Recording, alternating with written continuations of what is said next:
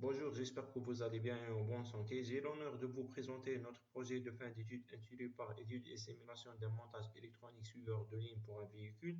Avant de commencer, je tiens à remercier les membres du jury d'avoir accepté de participer à l'évolution de ce travail, ainsi que mon encadreur, M. Hassini Abdellatif, pour son encadrement et son soutien. Et je remercie notre professeur, Mme Aissani Nassima, de m'avoir donné l'opportunité de partager ce travail avec vous. On va passer maintenant au plan de travail. D'abord, on commence par introduction, après les composants électroniques, fonctionnement du suiveur de ligne, ensuite mouvement du suiveur de ligne, l'implémentation de contrôle propositionnel dérivateur, la simulation du suiveur de ligne, les applications et les avantages. Après, on finit par une petite conclusion.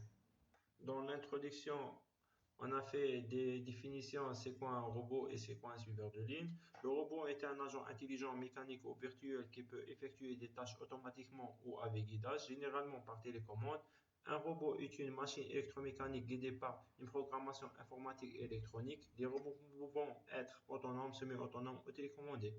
Et aussi, on va voir c'est quoi un suiveur de ligne. Le suiveur de ligne est une machine qui peut suivre un chemin. Le chemin peut être visible comme une ligne noire sur une surface blanche ou vice-versa, ou il peut être invisible comme un champ magnétique. On va présenter les composants électroniques du robot suiveur de ligne. On a utilisé le microcontrôleur PIC16 F877A.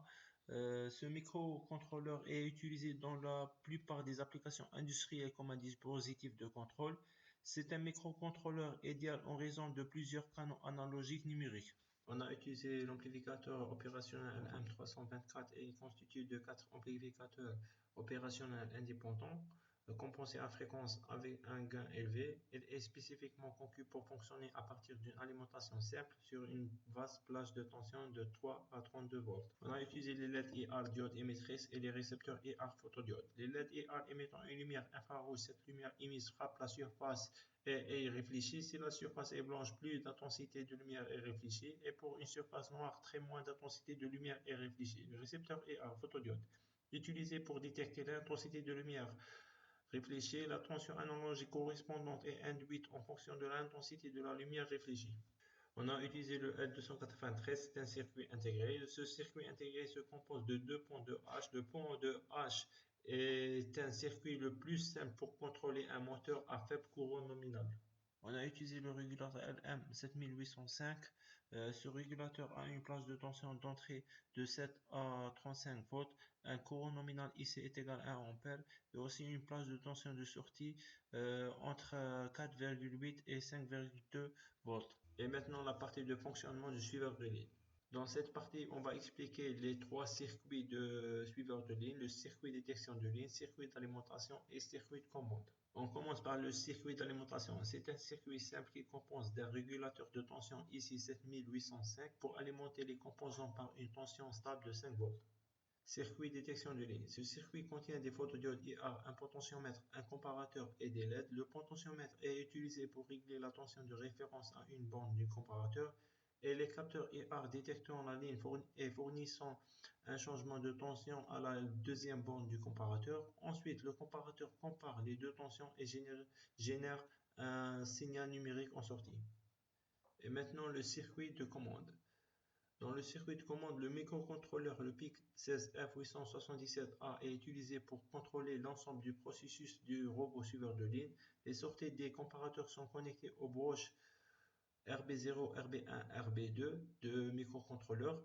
Le microcontrôleur lit ces signaux et envoie des commandes au circuit pilote pour piloter le suiveur de ligne. Le pilote de moteur est utilisé pour entraîner des moteurs car le microcontrôleur ne fournit pas suffisamment de tension et de courant au moteur. Et maintenant la partie de mouvement de véhicule suiveur de ligne.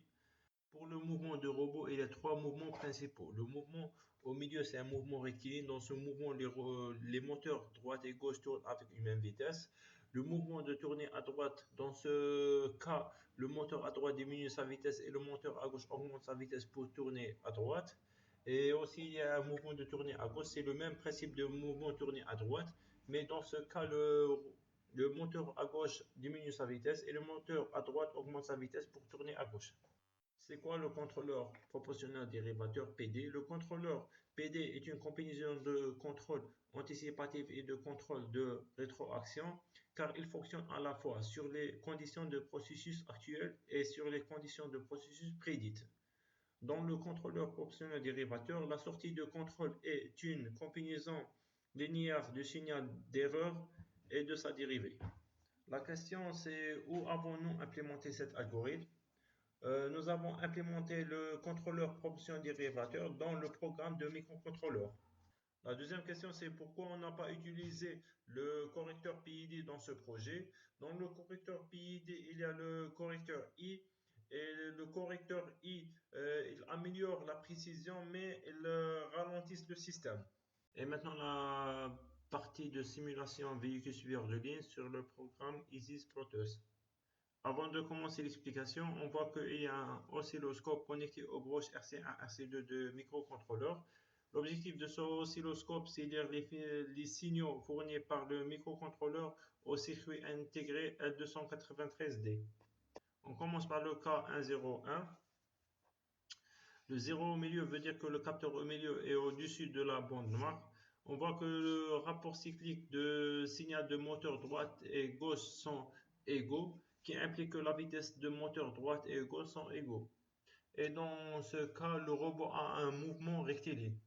Après le cas 100, les deux zéros veut dire que le capteur au milieu et le capteur à gauche sont au-dessus de la bande noire. On voit que le rapport cyclique de PWM de moteur gauche diminué par rapport au rapport cyclique de moteur droite, qui implique que la vitesse de moteur gauche diminuée par rapport à la vitesse de moteur droite, et cela permet le robot de tourner à gauche. Maintenant, le cas 111. Ce cas veut dire que tous les capteurs sont hors la ligne noire, et dans ce cas, le robot arrête. Et aussi, il y a le cas 00. Dans ce cas, tous les capteurs sont au-dessus de la bande noire. C'est la bande de stop. Dans ce cas, le robot arrête aussi. Et pour les autres cas, c'est le même principe des cas précédents. On va citer quelques applications du robot suiveur de ligne. Le robot suiveur de ligne, il peut être utilisé pour transporter automatiquement des marchandises ou tout matériel d'un endroit à un autre. Cela supprimera les interactions humaines. Le robot suiveur de ligne peut transporter des matières dangereuses telles que des matières radioactives, une bouteille de gaz toxique que les humains ne pouvons pas transporter facilement. Ce robot peut être modifié et peut être équipé d'un fauteuil roulant de sorte qu'il puisse être utilisé par des personnes handicapées. Avant de passer à la conclusion, je vais vous montrer notre réalisation du robot suiveur de ligne. Mais dans cette réalisation, on a remplacé le Pixel F877A par Arduino Uno à cause de manque de moyens. Je laisserai ce projet aux futurs étudiants pour le développer. Par exemple, vous pouvez ajouter des capteurs lidar comme un détecteur d'obstacles, ou bien ajouter un GPS pour localisation, etc.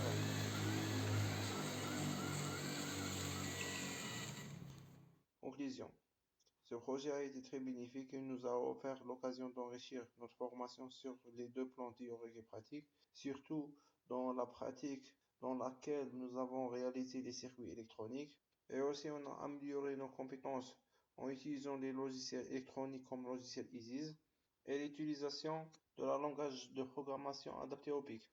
Je vous remercie de votre attention.